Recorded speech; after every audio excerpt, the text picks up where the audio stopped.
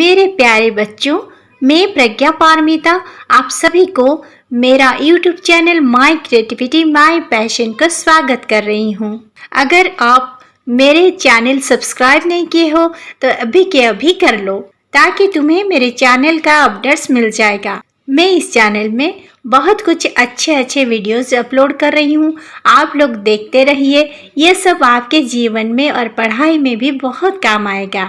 आज का ये वीडियो ओडिया मीडियम स्टूडेंट्स के क्लास 6 हिंदी किताब पेज नंबर 27 में एक विषय है जिसका नाम मैं बड़ा हो रहा हूँ। इस विषय पर आधारित है। पहले इस चैप्टर का रीडिंग हम करते हैं। आप ध्यान से सुनिए और घर में जाकर अभ्यास कीजिए। मैं बड़ा हो रहा हूँ। आकाश में काले काले बादल घिर आए थे, बूंदें गिरने लगी थी। माली माँ से कह रहा था, माँ जी अच्छी बारिश हो रही है, इस बार पौधे जल्दी बड़े हो जाएंगे, कुछ नए पौधे भी लगाऊंगा। वरुण ने माली काका की बात सुनी। वह भी जल्दी से बड़ा होना चाहता था, बड़े भैया की तरह, अपने पिताजी की तरह। बाहर तेज वर्षा होने लगी थी। वरुण चुपके से बाहर निकल गया, बारिश में भीगने लगा।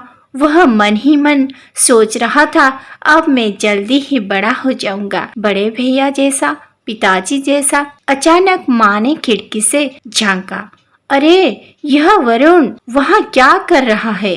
कितना भीग गया है। वरुण वरुण जल्दी भीतर आओ, बाहर क्यों भीग रहे हो? भीतर आओ। नहीं माँ, मैं भी बड़ा होना चाहता हूँ। देखो मैं बड़ा हो रहा हूँ, इन पेड़ पौधों की तरह मैं भी बड़ा हो रहा हूँ, वरुण ने उत्तर दिया। मुस्कुराते हुए माँ बाहर आई, वरुण का हाथ पकड़कर अंदर ले गई, कपड़े बदले, बालों को तौलिए से सुखाते हुए बोली, अरे वर्षा से पेड़ पौधे बढ़ते हैं, तुम्हें बड़ा होना है तो अच्छी तरह खाओ पियो, दाल रोटी फल सब्जी दूध दही अंडे सब कुछ, फलों का रस भी पियो, खूब खेलो क्योंकि खेलना भी बहुत जरूरी है। सर्दी आ गई। माँ ऊनी कपड़ों को धूप में डाल रही थी। वरुण ने अपना स्वेटर उठाया, पहनने लगा। स्वेटर बड़ी मुश्किल से पहना गया। वरुण को यह बहुत छोटा लगा। बोला, माँ यह मेरा स्वेटर है ना? कितना छोटा हो गया है। माँ हंसकर बोली, स्वेटर छोटा नहीं हुआ, तुम बड़े हो गए हो। मेरे प्यारे बच्चों, अब हम इस विषय को अपनी मातृभाषा ओडिया में समझेंगे। मेरे प्यारे बच्चों, विषय का नाम है मैं बड़ा हो रहा हूँ। ଏହି ବିଷୟଟିର ନାମ ହେଉଛି ମୁଁ ବଡ଼ ହେଉଅଛି। ଆକାଶ में काले काले बादल घिर आए थे। ଆକାଶରେ କଳା କଳା ମେଘଖଣ୍ଡ ବା କଳା କଳା ବାଦଲ ଘେରି ଯାଇଥିଲା ବା ଛାଇ ଯାଇଥିଲା। ବୁନ୍ଦେ गिरने लगी थी। ଆକାଶରୁ ବିନ୍ଦୁ ସବୁ ଝରୁଥିଲା, ଅର୍ଥାତ୍ ଆକାଶରୁ ବର୍ଷା ଟୋପା ସବୁ ଝରୁଥିଲା, ବର୍ଷା ହେଉଥିଲା। माली माँ से कह रहा था, माँ जी अच्छी बारिश हो रही है, इस बार पौधे जल्दी बड़े हो जाएंगे, कुछ नए पौधे भी लगाऊंगा। माली अर्थात जो माने बगीचा काम करती, तो माली माँ को कहूथिला। माली माँ को कौन कहूथिला? माँ जी अच्छी बारिश हो रही है, माँ एबे बहुत बढ़िया वर्षा हेउछि, इस बार पौधे जल्दी बड़े हो जाएंगे। पौधे अर्थात छोट छोट वृक्ष लता, एथर गछ माने जल्दी बड़ होई जिवे, कुछ नए पौधे भी लगाऊंगा। आ मालिका का यह भी कहउछंती, मु मध्य आउ किछि नुआ गछ लगाइबी। वरुण ने माली काका की बात सुनी। वरुण माली काका बा माली दादांकर कथा सब सुनुथिला। वह भी जल्दी से बड़ा होना चाहता था। से मध्य बहुत जल्दी बड़ हेबा पई चाहुथिला। पिला माने किए चाहुथिला जल्दी बड़ हेबा पई? वरुण चाहुथिला। वह भी जल्दी बड़ा होना चाहता था, बड़े भैया की तरह, अपने पिताजी की तरह। आउ वरुण मध्य बहुत शीघ्र बड़ हेबा पई चाहुथिला, ठीक ता बड़ भाई परी आउ ता बापांक भली। बाहर तेज वर्षा होने लगी थी। बाहर खूब जोरे वर्षा हेबाकु लगी थिला। वरुण चुपके से बाहर निकल गया। आउ वरुण कौन कला ना धीरे से बाहर को बाहर आसिला। बारिश में भीगने लगा। आउ घरू वरुण बाहर को बाहर आसी वर्षा रे भिजिबा को लगिला। वह मन ही मन सोच रहा था, अब मैं जल्दी ही बड़ा हो जाऊंगा, बड़े भैया जैसा, पिताजी जैसा। आउ वरुण मने मने भाबुथिला, मु बड़ भाईଙ୍କ परी बापाଙ୍କ परी एबे मु बहुत जल्दी बड़ होई जिबी। पिला माने वरुण वर्षा रे भिजी एपरी काहे भाबुथिला कहि परिबो? काहे कि ना से मालिक काकांकर कथा सुनिथिला। मालिक काका तांग मां को कहूथिले जे एथर बहुत बढ़िया वर्षा होउची, तेणु करी गछ लता सब जल्दी बड़ होई जिबे। तेणु करी वरुण मने मने भाबिला, मु मध्य वर्षा रे भिजिले जल्दी जल्दी बड़ होई जिबी, ठीक जेमिति मो बड़ भाईଙ୍କ परी मो बापाଙ୍କ परी। अचानक मां ने खिड़की से झांका। अचानक अर्थात हठात, खिड़की झरका। हठात माँ झरकारू देखिले, अरे यह वरुण वहाँ क्या कर रहा है? कितना भीग गया है। अरे वरुण तू सेठारे कौन करुछु? केते भिजी गलुणु तू? वरुण वरुण जल्दी भीतर आओ। वरुण वरुण तुम्हें जल्दी घर भीतर को आस। बाहर क्यों भीग रहे हो? बाहर काहे कि तुम्हें भिजुछ? भीतर आओ, भीतर को आस। नहीं माँ, मैं भी बड़ा होना चाहता हूँ। ना माँ, मु मध्य बड़ा होबाकू चाहूची। देखो मैं बड़ा हो रहा हूँ, देखो मु बड़ा हेउची। इन पेड़ पौधों की तरह मैं भी बड़ा हो रहा हूँ। यही गछ लतांक परी मु मध्य बड़ा हेउची। वरुण ने उत्तर दिया। वरुण ता माँ को एपरी उत्तर देइथिला। मुस्कुराते हुए माँ बाहर आई। माँ हंसी करी बाहर को आसिले। वरुण का हाथ पकड़कर अंदर ले गई। माँ घर भीतर बाहर को आसी कौन कले, वरुण न हाथ धरी घर भीतर को नहीं गले। कपड़े बदले। यहाँ पर वरुण न भिजी जाइथिबा कपड़ा को माँ बदलाई देले। बालों को तौलिए से सुखाते हुए बोली। यहाँ पर माँ वरुण केश को तौलिया रे सुखाऊ सुखाऊ कहले, अरे वर्षा से पेड़ पौधे बढ़ते हैं। अरे वर्षा हेले गछलता सब बढ़ंती। तुम्हें बड़ा होना है तो अच्छी तरह खाओ पियो। तुमको जदि बड़ हेबाकू अछि तेबे तुम्हें भल भाबरे खाओ पियो। दाल रोटी फल सब्जी दूध दही अंडे सब कुछ। तेबे माँ वरुण को कौन खाइबाकू पिला माने कहले? दाल डाली रोटी रूटी फल सब्जी, फल अर्थात फल, सब्जी तरकारी, दूध दही क्षीर दही अंडे अंडा सब कुछ। यही सब खाद्य माँ वरुण को खाइबा को कहले। फलों का रस भी पियो आउ फलर रस मध्य पियो। खूब खेलो, बहुत खेल, क्योंकि खेलना भी बहुत जरूरी है। काहेकि ना खेलिबा मध्य बहुत जरूरी। तेबे पिला माने एठारे तुमे कौन बुझिला? वरुण को बड़ हेबा पई कौन करिबा दरकार? ताकू भल खाद्य खाइबा दरकार, जेपरिक डाली रुटी फल तरकारी क्षीर दही अंडा ए सब किछि। आ फल रस मध्य वरुण को पीवा दरकार। यह सहित वरुण को बहुत खेल मध्य खेलिबा दरकार। सर्दी आ गई, शीत आसीगला। माँ ऊनी कपड़ों को धूप में डाल रही थी। ऊनी कपड़े अर्थात उल वस्त्र बा शीत पोशाक। एहा परे सर्दी आसी जाइतला बा शीत आसी जाइतला एवं माँ कौन करुथिले ना शीतर पोशाक बा उल वस्त्र सब खरारे पकाउथिले बा खरारे सुखाउथिले। वरुण ने अपना स्वेटर उठाया। वरुण कौन कला ना निजर स्वेटर नेला, पहनने लगा, पिंधिबा को लागिला। स्वेटर बड़ी मुश्किल से पहना गया। आउ स्वेटर बहुत कष्ट रे पिंधि हेला।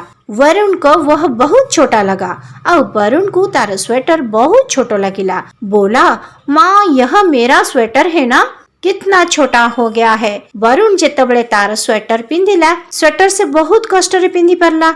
आ वरुण को तार स्वेटर बहुत छोटा लगिला। सेति पई से तार माँ को कहला, माँ एटा मोर स्वेटर ना, केते छोटो हो जाइछि। माँ हंसकर बोली। यह सुनी माँ हंसी करी कहले, स्वेटर छोटा नहीं हुआ, तुम बड़े हो गए हो। स्वेटर छोटा है नी, तुम्हें बड़ा हो जाइछ। अब हम इस विषय का कुछ शब्दार्थ जानेंगे। आकाश, आकाश, काले बादल, कला बादल, बूंदे, बिंदु, गिरने, पड़िबा बा झरिबा, माली, माली, अच्छी, भल, बारिश, वर्षा, पौधे, गछ, जल्दी, जल्दी बा शीघ्र, भैया, भाई, पिताजी, बापा, अचानक, हठात बा अचानक, खिड़की, झरका, अंदर, भीतर, दाल, डाली, रोटी, रूटी, फल, फल, सब्जी, तरकारी, दूध, क्षीर, दही, दही, अंडे, अंडा, रस, रस, धूप, खरा, ऊनी कपड़ा, उल वस्त्र, बासित वस्त्र, मुश्किल, कठिन व कष्ट। अब हम इस विषय का अनुशीलनी करेंगे। प्रश्न 1, इन प्रश्नों के उत्तर मौखिक रूप से दीजिए। पिला मने देख, तुम हिंदी बहिर 29 पेज रे एही विषयर अनुशीलनी अछि। 1 नंबर रे थिबा प्रश्न गुड़िकर उत्तर तुमको मौखिक रूप रे देबार अछि। 1 नंबर को, आकाश में क्या घिर आए थे? आकाश रे कौन सबू घेरी आसीथिला? आकाश में काले काले बादल घेर आए थे। आकाश रे कला कला बादल घेरी आसीथिला। किसने माली काका की बात सुनी? किए माली काकांकर कथा सुनिला? वरुण ने माली काका की बात सुनी। वरुण माली काकांकर कथा सुनिला। कौन चुपके से बाहर निकल गया? किए धीरे से बाहर को बाहरी गला? वरुण चुपके से बाहर निकल गया। वरुण धीरे से बाहर को बाहरी गला। किसने खिड़की से झांका?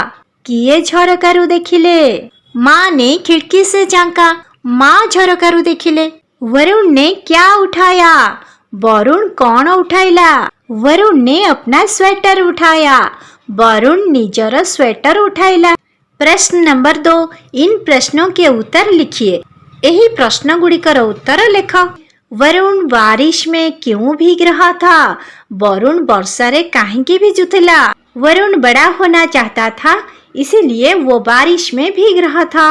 वरुण बड़ हेबा पई चाहुथिला, सेथिपई से वर्षा रे भिजुथिला। माँ ने वरुण से क्या कहा? माँ वरुण को कौन कहिले? माँ ने वरुण से कहा कि वर्षा से पेड़ पौधे बढ़ते हैं। तुम्हें बड़ा होना है तो अच्छी तरह खाओ पियो और खूब खेलो। माँ वरुण को कहिले कि वर्षा रे गछ लता माने बढ़ंती। तुमको जदि भल भाबरे बढ़िबार अछि बा बड़ हेबार अछि, तेबे तुमे भल भाबरे खाओ और पियो आउ बहुत खेलो। वरुण को अंदर ले जाकर माँ ने क्या किया? वरुण को भीतर को नहीं माँ कौन कले? वरुण को अंदर ले जाकर माँ ने उसके कपड़े बदले और उसके बालों को तौलिए से सुखाए। वरुण को माँ भीतर को नहीं जाई तार पोशाक बदलाइले एवं तार चुटी को तौलिया रे सुखाइले। पेड़ पौधे कैसे बड़े होते हैं? गछलता किपरि बड़ होती?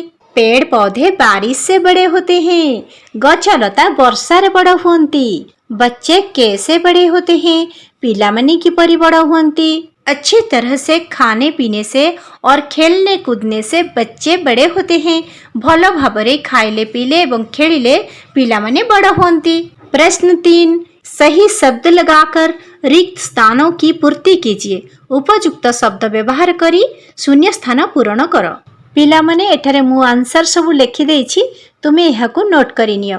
एहा परे तुमर रहिछि भाषा कार्य। प्रश्न 4, कोष्टक में दिए गए सही शब्दों के आधार पर इनके अर्थ लिखिए। पिलामने देखो एठारे केते गुड़िए शब्द दिया जाइछि एवं एहार तळे एक कोठरी मध्यरे मध्य केते गुड़े शब्द दिया जाइछि। एही कोठरी मध्यरु तुमे ए शब्द गुड़िकर अर्थ बाछि लिखिबो। वर्षा, बारिश, ऊनी, पश्चिमी, उत्तर, जवाब, भीतर, अंदर, तेज, जोर से, जल्दी, शीघ्र, बादल, मेघ, अचानक, एकाएक, जरूरी, आवश्यक, मुश्किल, कठिन। प्रश्न 5, लिखिए और पढ़िए। पिलामने एटारे केते गुड़िए शब्द दिया जाइछि, तुमको एही शब्द गुड़ी को पढ़िबार अछि एवं लेखिबार अछि। मु एही शब्द गुड़ी को पढ़ि नेउछि। छोटा, उत्तर, बाहर, बढ़ना, भीगना, मुश्किल, जल्दी, अच्छी, गिरना, पकड़ना। प्रश्न 6, लिखिए। पिलामने एठारे केते गुड़िए शब्द दिया जाइछि। एही शब्द गुड़िकर तुमको वर्ण विच्छेद करिबार अछि। एठारे उदाहरण भावे तुमको दुईटी शब्दर वर्ण विच्छेद करि दिया जाइछि।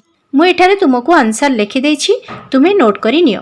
प्रश्न 7, कोष्टक में से विभक्ति चिन्ह चुनकर नीचे लिखे वाक्यों की खाली जगह को भरिए। एठारे कोठरी मध्यरे केते गुड़िए विभक्ति चिन्ह दिया जाइछि, जेपरि कि से, में, का, की, को। एही शब्द गुड़ी को तुमको एठारे दिया जाइतिबा वाक्यर शून्य स्थान रे पूरण करिबार अछि। आंसर गुड़ी को नोट करि नियो। वरुण ने माली काका की बात सुनी। वरुण चुपके से बाहर निकल गया। माँ बालों को सुखाते हुए बोली। माँ वरुण का हाथ पकड़ कर ले गई। माँ उन्हीं कपड़े धूप में डाल रही थी। मेरे प्यारे बच्चों, यह विषय तुम्हारा समाप्त हो गया। तुम इसको घर में अभ्यास करना। ढेर सारा प्यार के साथ मैं प्रज्ञा पारमिता साहू अभी तुमसे विदा लेती हूँ। Take care, good bye.